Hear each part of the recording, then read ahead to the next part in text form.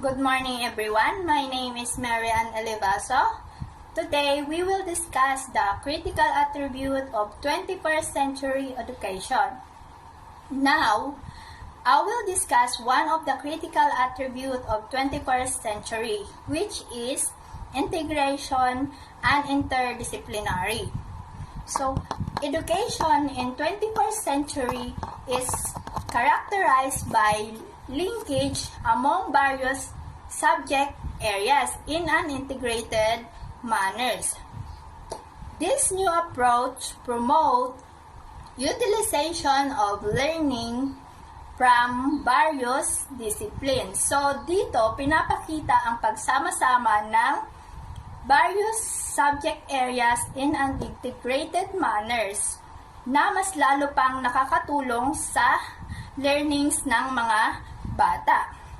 For example, music and algebra can be linked together in the discussion of fraction. Time signature of music uses fraction. As such, you as a good teacher can certainly apply this into your both music and math classes.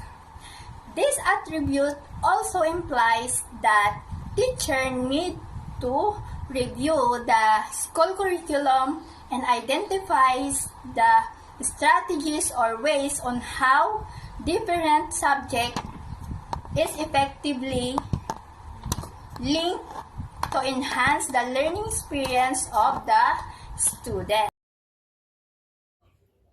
Now, let's move on to the second critical attributes of the 21st century education, and this is the technologies and multimedia. Education in the 21st century makes optimum use of available information and communication technology, which is the ICT.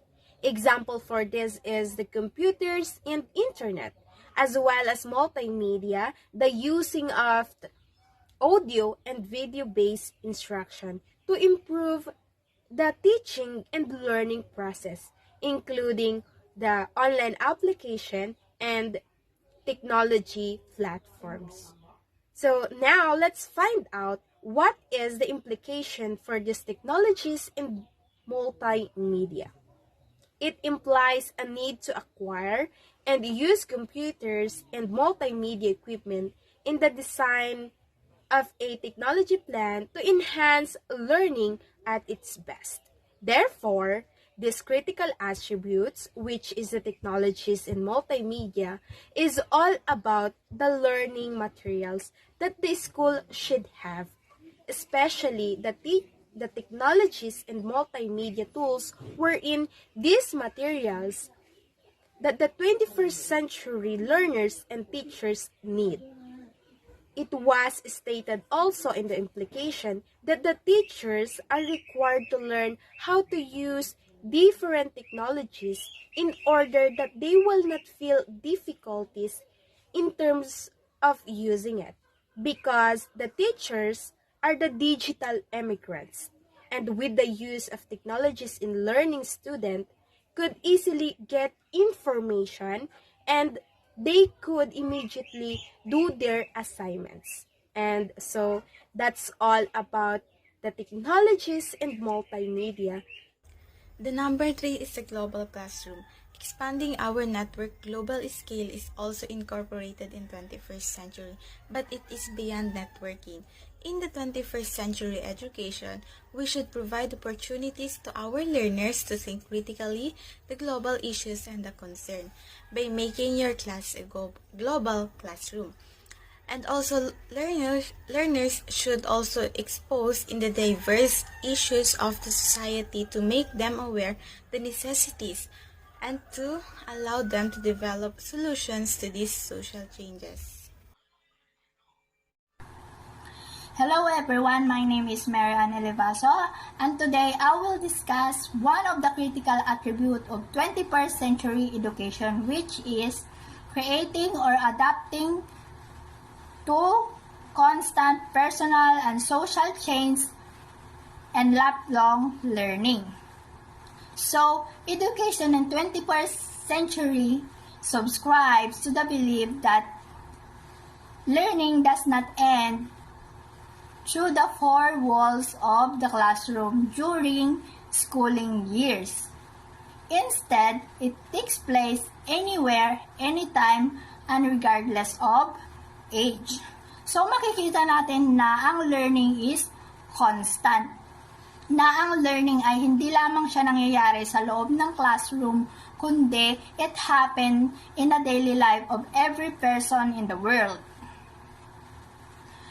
And the example of these attribute are to encourage students to learn ownership and to teach them turn their mistake into opportunity and also allow them to set their learning goals.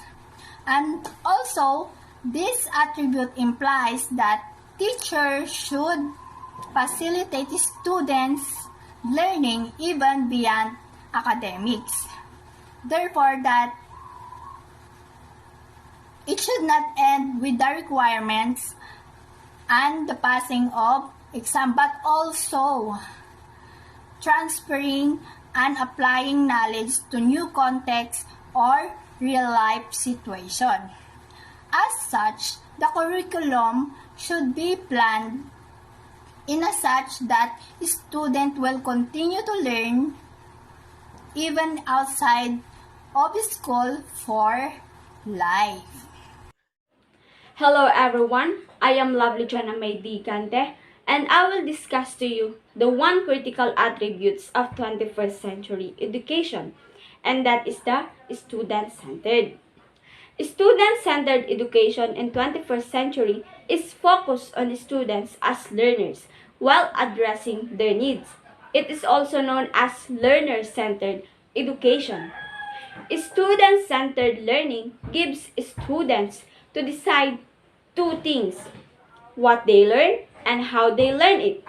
For example, teaching them values education.